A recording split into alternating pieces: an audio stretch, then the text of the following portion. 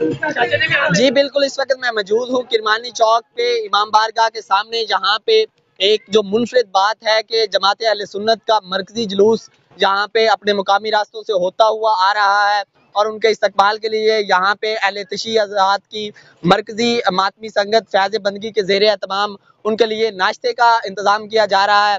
اور یہ شیرگڑھ سے تمام ملک پاکستان کو سبق سیکھنا چاہیے، کیونکہ اہل تشیع حضرات اہل سنت کے لیے یہاں پہ ناشتے کا انتظام کر رہے ہیں۔ یہاں پہ ناشتہ بنانے کے آرگنائزر میرے ساتھ موجود ہیں، سالار امجد علی عسکری صاحب، ان سے پوچھتے ہیں۔ جی سر، آپ بتائیں گے کہ آپ پچھلے کتنے سالوں سے یہ ناشتہ بنا رہے ہیں؟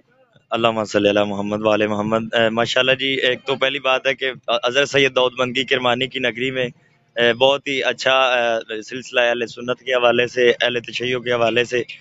محرم ہو تو نہیں پتہ چلتا بھی، مطلب اور فرقے بھی ہیں یہاں پہ، تو اسی حوالے سے 12 ربیع الاول کو بھی ماشاءاللہ جناب رسول خدا کی آمد ہے۔ مطلب وہ نہ تو مطلب کسی ایک فرقے کے ہیں، وہ پوری کائنات کے لیے دو جہانوں کے سردار ہیں، پوری کائنات کے لیے مطلب وہ نبی ہیں، سردار ہیں، تو مطلب وہ ہم کسی پہ احسان نہیں، یہ ہماری خوش قسمتی ہے۔ آپ کتنے سالوں سے یہ ناشتہ بنا رہے ہیں؟ ماشاءاللہ مطلب انتظام تو کافی دیر سے ہو رہا ہے، لیکن باقاعدہ ناشتے کے مطلب 3-4 سال سے مسلسل کر رہے ہیں۔ انشاءاللہ مولا نے چاہا تو انشاءاللہ مرکزی جلوس مطلب یہاں پہ آئے گا، اور آپ انہیں ناشتہ ان کے قائدین علماء کرام صاحب کو؟ جی علماء کرام تمام جو جلوس میں مطلب ہیں شرکت فرمائیں گے، ان کے لیے۔ جی ناظرین، آپ نے دیکھا کہ ملک پاکستان میں آپ یہ منظر کہیں بھی نہیں دیکھیں گے کہ اہل تشیع حضرات جماعت اہل سنت کی میزبانی کریں گے اور ان کے لیے ناشتہ بنائیں گے۔ جی